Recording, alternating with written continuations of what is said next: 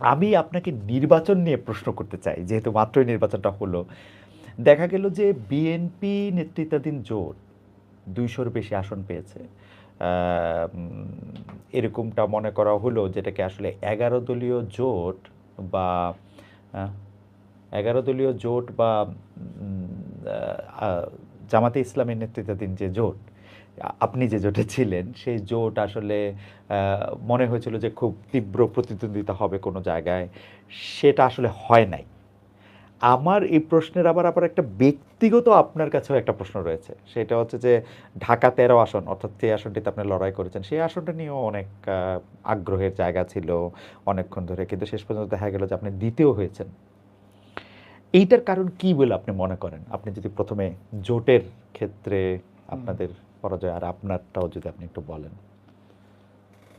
জোটের বিষয়ে সত্য কথা বলতে আমার ব্যক্তিগত আগে থেকেই হুম, প্রেডিকশনটা এরকমই ছিল যে আমাদের জোট ক্ষমতায় যাবে না, হুম, হুম, তবে আরেকটু বেশি হুম, সিট পাওয়ার একটা আশাবাদ আমার ছিল, যে শতাধিক হুম, সিট হবে, এটা ছিল প্রত্যাশা।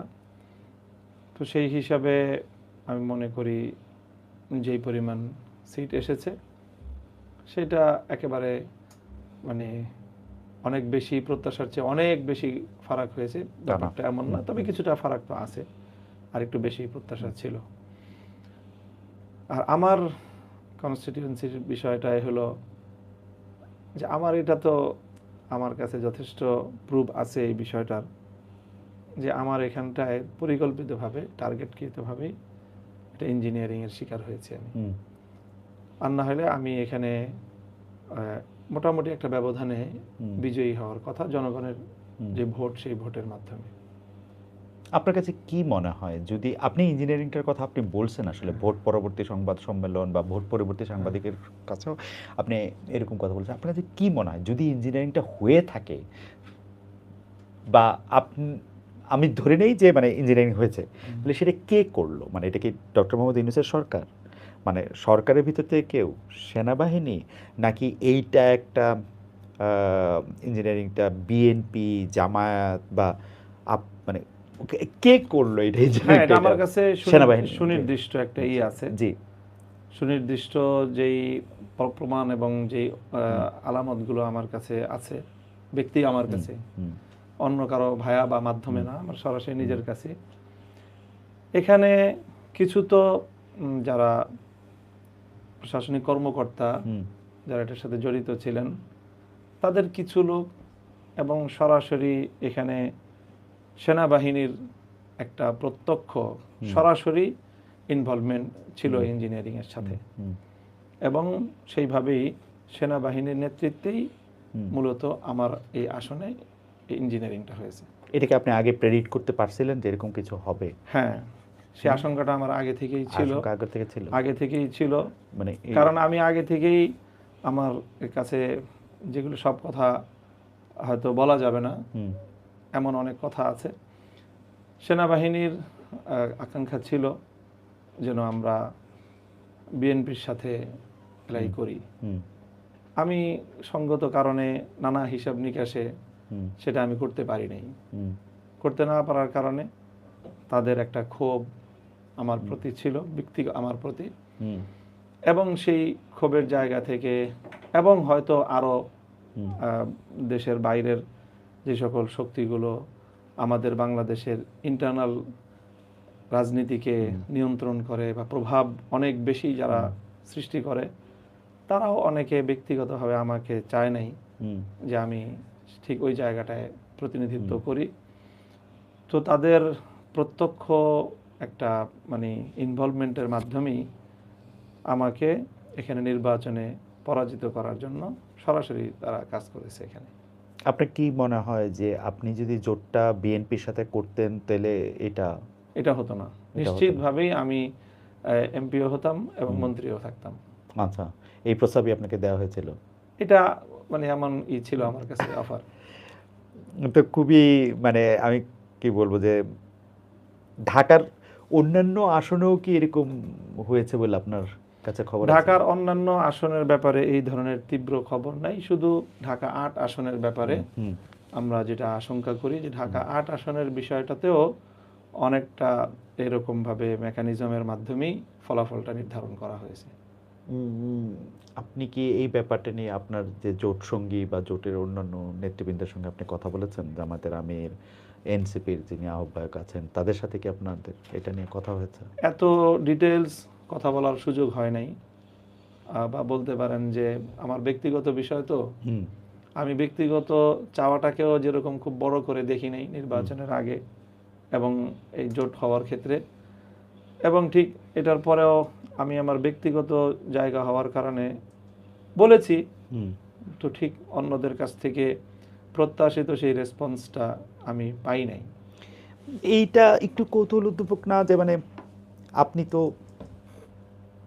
মানে খুবই গুরুত্বপূর্ণ জোটের খুব গুরুত্বপূর্ণ নেতা এবং আপনি সব জায়গায় ভোকাল। এমনকি আমরা দেখেছি যখন জোটের একটা আনুষ্ঠানিক ঘোষণা আসলো, তখন আপনাকে একটা আমি তো ওই সময় মানে নিউ ইয়র্কে ছিলাম কিন্তু সামনাসামনি দেখতে পারি নাই। টেলিভিশনে স্ক্রিনে যতখানি দেখেছি আমার কাছে মনে হয়েছে আপনি মানে এটা বলে না কি ফ্যাক্টরের একটা ভূমিকা আপনি হয়তো পালন করেছেন। তো সেই ক্ষেত্রে আপনার ক্ষেত্রে যদি এত এরকম হয় তাহলে জামাতে ইসলামী বা এনসিপির কি আরেকটু ইনভলভমেন্ট দরকার ছিল বা আরেকটু এটা আপনি হ্যাঁ, কি মনে তারা করেন? হয়তো আরেকটু করলে করতে পারতেন। বাকি এখানে বিষয়টা এখানে মানে বিবেচনা করা হয়েছে হয়তো একটা সিট হিসেবে। ওকে। একটা সিট, আর এখানে যেহেতু আমার মতো আরো গুরুত্বপূর্ণ হুম, একাধিক ব্যক্তিবর্গ এরকম খুব স্বল্প ব্যবধানে হুম, পরাজিত হয়েছেন, বিশেষ করে জামাতের সেক্রেটারি জেনারেলের যে হুম। বিষয়টা আছে, হয়তো সেগুলোর সাথে সব মিল করে এখানে কোনো একজন ব্যক্তিকে খুব বেশি একটা ফোকাস করাটা জোটের অন্যান্য নেতৃবৃন্দ গুরুত্বপূর্ণ মনে করেন নাই। আমি একটু যদি ভবিষ্যতের দিকে তাকাই, অনেকেই বলছিলেন যে এই ১১ দলের যে জোটটা হয়েছে সেটা ঠিক আদর্শের জোট না। এই জোটটা হচ্ছে নির্বাচনী জোট। অনেকে না, আপনারা সবাই বলেছেন আসলে as a matter of fact. আপনি এই জোটের ভবিষ্যৎ কি দেখেন? আপনাদের পথ চলা কি এরকমই থাকবে নাকি আপনি আমি আদর্শের জায়গা থেকে হুম, একটু কথা বলি যে হুম, আমাদের এই জোটটা ঠিক আদর্শিক না, আমি সেটা বলবো না। হুম, আমাদের এই জোটটার প্রধান মুখ্য যে উদ্দেশ্য ছিল হুম, সেটা হলো জুলাই সনদ। রাইট। অর্থাৎ জুলাই সনদের ব্যাপারে এবং জুলাইয়ের স্পিরিটটাকে বাস্তবায়ন করার ক্ষেত্রে আমি কোনো আপোস করতে চাই নাই। মূলত জুলাইয়ের ব্যাপারে আমার এই অবস্থান, এটাই আমাকে এই জোটের দিকে নিয়ে আসছে। কাজে আমরা মনে করি যে আমাদের এই জোটের যে আদর্শিক দৃঢ় যেই জায়গাটা সেটা হলো জুলাই সনদ। জুলাই এই, বিপ্লবটাকে হুম, বাংলাদেশে হুম, আইনিভাবে, রাজনৈতিকভাবে, সাংবিধানিকভাবে যত রকমভাবে সম্ভব হুম। এটাকে প্রতিষ্ঠিত করা, সেই চিন্তা থেকেই আমাদের এই জোটের যাত্রা শুরু এবং সেটাকে কেন্দ্র করেই এই জোটটা আসলে গঠিত হয়েছে। হুম। এরপরে আমাদের ধাপে ধাপে আমরা কিছু অর্জন করেছি, সবটা করতে পারি নাই। হুম। সামনে আমরা এই জুলাইকে কেন্দ্র করেই আমাদের মূলত যাত্রা। আপনার কাছে কি মনে হয় যে জুলাইতে তো মানে জুলাইয়ের পুরো আন্দোলনটাই গড়ে উঠছিল যে একটা বৈষম্য বিরোধী জায়গা থেকে। তো সেই বৈষম্য বিরোধিতার জায়গায় তো সব মানুষের সমান হ্যাঁ। অধিকার থাকার কথা। আপনাদের জোটের ক্ষেত্রে একটা বড় কথা আমি এরকম শুনতে পাই যে আপনারা শুধু আম মানে আমি যদি বলি যে শুধু মুসলমানদের, শুধু সুন্নি মুসলমানদের, হ্যাঁ। শুধু পুরুষের এবং এদের অধিকার রক্ষায় যতটা আপনারা কথা বলতেছেন বা এদের ব্যাপারে যতটা কথা বলতেছেন, এই পুরুষ বা সুন্নি মুসলমান না বা ধরেন আপনাদের রাজনৈতিক আদর্শে যারা বিশ্বাস করেন না, তাদেরকে আপনারা এক চোখে দেখতেছেন না। এই ব্যাপারটা কি আসলে না, মানে না। মানে জুলাইয়ের স্পিরিটের সাথে এটা যায়? এইটা একেবারেই কথাটা আমি গ্রহণ করতে পারলাম না। হুম, হুম, এখানে আমরা যারা ঐক্যবদ্ধ হয়েছি বাংলাদেশের হুম, রাজনৈতিক শক্তিমত্তার বিবেচনায়, সেটা হয়তো আমাদের বিভিন্ন ব্যক্তিগত বা রাজনৈতিক ফিলোসফির দিক থেকে আমরা এক হুম, একটা পলিসি মেনটেন করি বা এক একটা মতাদর্শকে আমরা অনুসরণ করি। যেরকম আমরা সুন্নি যেই ফিলোসফি সেটাকে অনুসরণ করছি।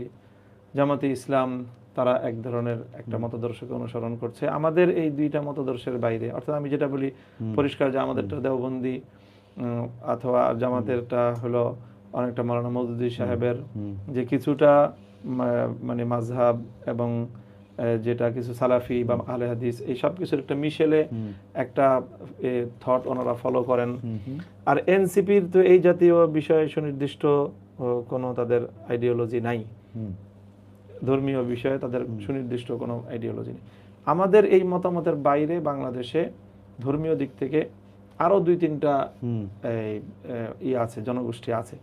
যেমন একটা হলো যারা বাংলাদেশে যাদেরকে আমরা সুন্নি বলি, হুম, অর্থাৎ আমাদের পরিভাষায় আমরা যাদেরকে বেরেলভি বলি, হুম, অর্থাৎ যেরকম ওই যে যারা কিছুটা মাজার হুম, পন্থী, হুম, চট্টগ্রাম হুম, সহ বিভিন্ন এলাকায় তাদের বেশ একটা প্রাবল্য আছে।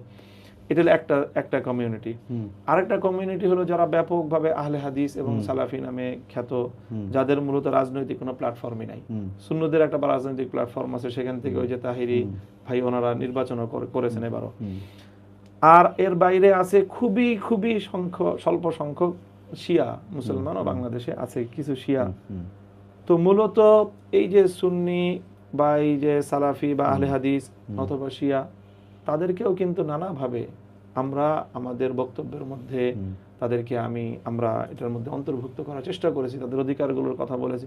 যেমন ধর বাংলাদেশে কোনো কনস্টিটিউয়েন্সিতে আমার জানার মধ্যে সুনির্দিষ্ট শিয়া জনগোষ্ঠী নেই, কিন্তু মোহাম্মদপুরে আছে। হুম, তো আমি মোহাম্মদপুরে সেই সকল শিয়াদেরকেও তাদের ধর্মীয় অধিকার সংরক্ষণ করার, তাদের যে ধর্মীয় যেই যেই সিগনিফিক্যান্ট যেই যে জায়গাগুলি আছে সেগুলো আমি রক্ষা করার প্রতিশ্রুতি তাদেরকে আমি দিয়েছিলাম। তারপরে ওই যে মাজারপন্থী বা বেরেলভি যারা আছে তাদেরকেও বলেছি যে আপনারা আপনাদের যে মতদর্শ মোতাবেক আপনারা পালন করবেন, আমরা এখানে রাজনৈতিকভাবে আপনাদের উপর কোনো আধিপত্য সৃষ্টি করব না বা বাধা দিব না। তার মানে এই সব জায়গাগুলি তো আমরা মানে বৈষম্যের ভিত্তিতে বিবেচনা করিনি, আমরা সকলের বৈষম্যহীন একটা অধিকার প্রতিষ্ঠারই কাজ করেছি। নারী অধিকারের যে বিষয়টা বললেন, সেটা তো আমরা এখানে নারী অধিকারের প্রতিষ্ঠার পদ্ধতি নিয়েই আমাদের দ্বিমত আছে, যে আসলে কোনটা অধিকার আর কোনটা অধিকার খর্ব, কোনটা সম্মান কোনটা অসম্মান। আমাদের বিবেচনা হলো নারীদের জন্য জোরপূর্বক সংরক্ষণ করা কোনো জায়গা, এটাই নারীর জন্য চরম অসম্মান। তারাও ওপেন এখানে আপনার করবে, পার্টিসিপেট করবে এবং তারা এখানে কোয়ালিফাই করবে, প্রতিযোগিতা করবে, করছে, যেটা প্রতিযোগিতার মধ্যে দিয়ে আসবে। কারোর জন্য কোটা সংরক্ষণ করা প্রথমেই এটা তাকে এটা ইঙ্গিত করে